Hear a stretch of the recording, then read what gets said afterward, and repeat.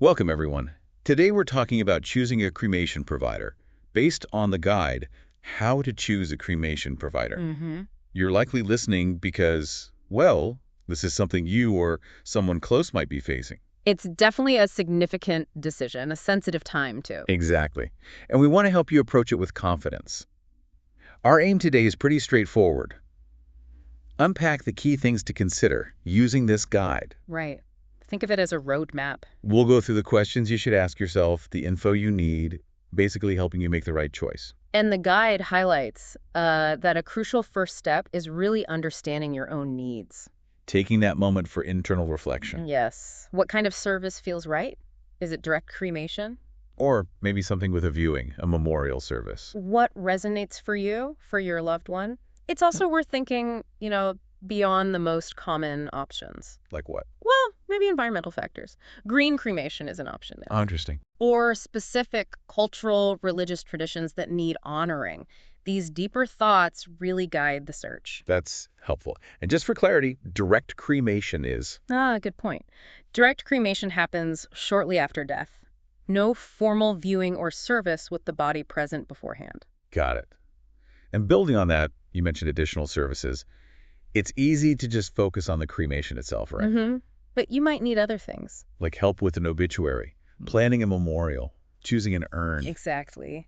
Thinking about those needs up front helps a lot when you start looking at providers. So once you know the type of service, you think about what else might be involved. What kind of support can providers offer? Well, what's interesting is how these things connect. If you want a memorial service, you might need planning help. Makes sense. Thinking about it holistically saves time, potential stress later.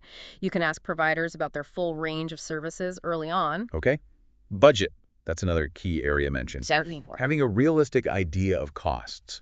It's not insensitive, it's just practical. It helps narrow options, lets you have those open conversations without feeling overwhelmed by cost later. The guide really highlights this. From your experience, are there unexpected costs people should watch for? Hidden fees. Well, connecting this back, having a budget gives you a framework. You focus on providers aligning with your finances, finding value without extra strain. Right. As for less obvious costs, sometimes permits, maybe transportation, even overtime charges if things happen outside business hours. So always ask for a detailed breakdown. Always. Every potential expense listed out. Okay. Location. Something you might not think of immediately, but it matters. It really does. Do you want someone local? Or closer to where the person lived?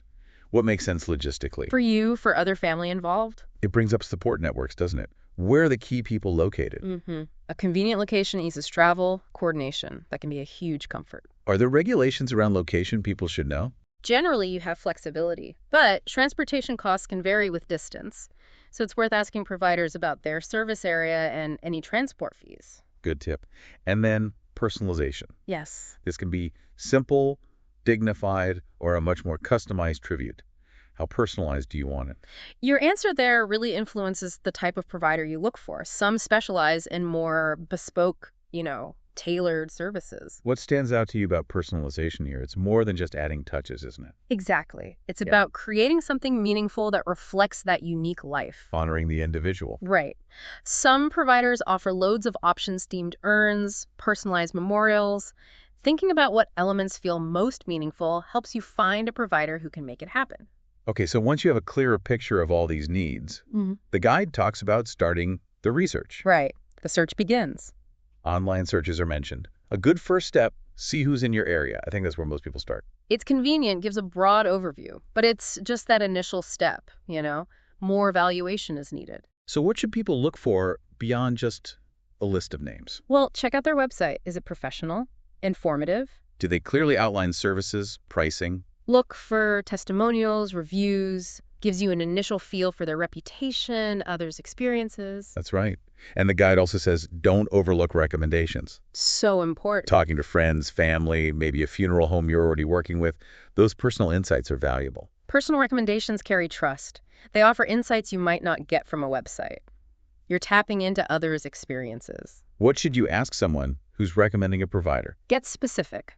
Ask about their experience. Communication, was it good? Did they feel the provider was compassionate, respectful? Any unexpected issues, costs, Getting detailed feedback helps you make a much more informed choice. And this is really important. The guide stresses evaluating value, not just price. Crucial distinction. Looking beyond the bottom line. Pay attention to how transparent, how empathetic providers seem, even in that initial info. Transparency and empathy are key indicators. Are they forthcoming? Do they get the emotional weight of it all? Those first interactions can be very telling. Definitely. What are some signs of transparency and empathy to look for? Well, look for providers who answer questions readily. No hesitation, no pressure. They should be willing to give detailed info on processes, pricing. Empathy comes through in tone, willingness to listen, understanding the sensitivity. Absolutely. Okay, so you've done some research, got a list. Next step, contacting them. And the guide gives good advice here. Observe how they respond. Are they compassionate, clear with information, not pushy, respectful? Even over phone or email, those interactions tell you a lot about how they operate. That first contact really sets the tone. Responsive, patient, understanding providers likely offer better support throughout. What are some red flags in those initial calls or emails? Be wary if they're hard to reach, rush decisions, or seem unwilling to answer clearly and patiently. High-pressure tactics, lack of transparency. Those should definitely raise concerns. Okay, so the guide breaks down specific things to ask. First, the cremation process itself. A key area. It's normal to want to understand this thoroughly. Ask, how do they ensure the identity of the deceased throughout? What are their standard procedures? And don't hesitate to ask for specifics. The integrity of the process. Assurance of ID, fundamental. A reputable provider will have clear protocols, explain them in detail, address your concerns. When asking about the process, maybe a key follow-up is about those ID protocols. Good point. A reputable provider often uses a unique ID tag that stays with the remains, meticulously documented. Ask them to walk you through their tracking system. Okay. It's also reasonable to ask about the cremation chamber. Where is it? On site. Knowing details provides peace of mind. Right. Another thing, their facilities. If a viewing is possible, or just for your own comfort, ask about them. Are they clean? Well maintained? It speaks to their level of care and respect. The condition reflects their professionalism, attention to detail. Clean, well-kept spaces offer dignity, comfort. If you get a chance to visit, what should you look for? Observe the atmosphere. Respectful, serene. Check cleanliness, organization, especially viewing areas. General upkeep. It shows how they care for families. Pricing transparency, crucial. The guide emphasizes getting a detailed cost breakdown. Absolutely essential. Include the cremation, container, or urn options, fees for any extra services. No surprises later. Hidden fees add stress. A transparent provider outlines all potential costs up front. Helps you make informed decisions. What are common areas for hidden fees? Ask about the required cremation container, handling charges, death certificate costs, mileage fees for transport. A comprehensive quote covers all that. You also need to check they're properly licensed and certified. Adhering to regulations. Basic but vital.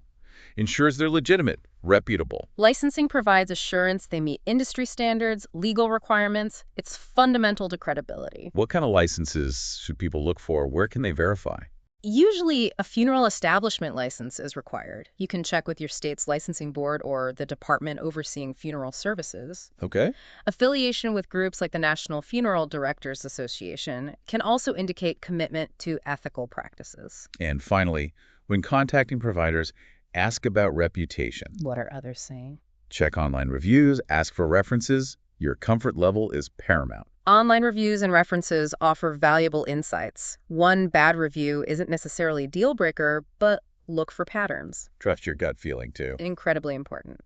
Are there other ways to gauge reputation beyond online reviews? Sometimes speaking with local clergy or community leaders helps. They might have experience or heard feedback. Good point. Okay, the guide then takes a deeper look at the cremation process itself. It repeats. Totally normal to have detailed questions, concerns. And reassuringly, a reputable provider welcomes questions, explains procedures thoroughly. Some might even offer facility tours, which, as we said, can provide reassurance. That willingness to answer, provide a tour, shows commitment to transparency, building trust, lets you see the care firsthand. What specific process questions might bring comfort?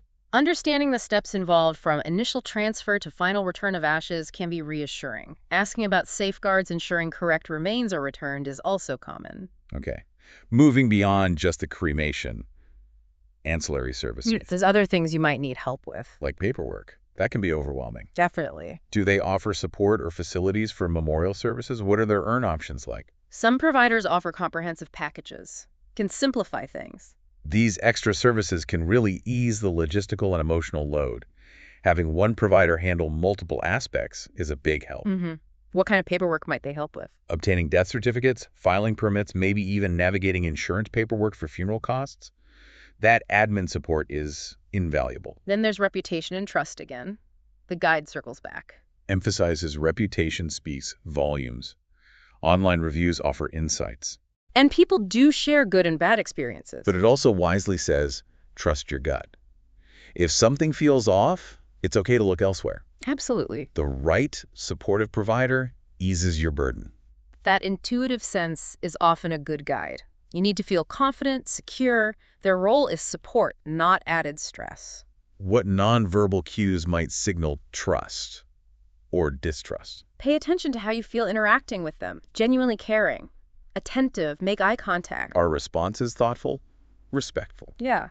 In contrast, someone dismissive, rushed, avoids direct answers that might erode trust. Okay, finally, finalizing the decision. This is critical. Before committing, absolutely get a detailed contract in writing. It outlines all agreed upon services and exact costs. Read it carefully. Ask questions about anything unclear. Having it documented protects everyone. A clear, comprehensive contract prevents misunderstandings about services and costs, provides peace of mind, accountability. Key elements that should always be in that contract. Clearly state the type of service, detailed cost breakdown, earn container selected, timeline for the process, any extra services, no vague terms. So ultimately, as this guide points out, choosing a provider isn't just a transaction. Not at all. It's about finding someone who treats your loved one with dignity, respect, Yeah. while giving you compassionate support. During a really difficult time. By taking time to consider needs, research thoroughly, ask the right questions, you can navigate this with more confidence. The priority is finding someone transparent, communicative, empathetic,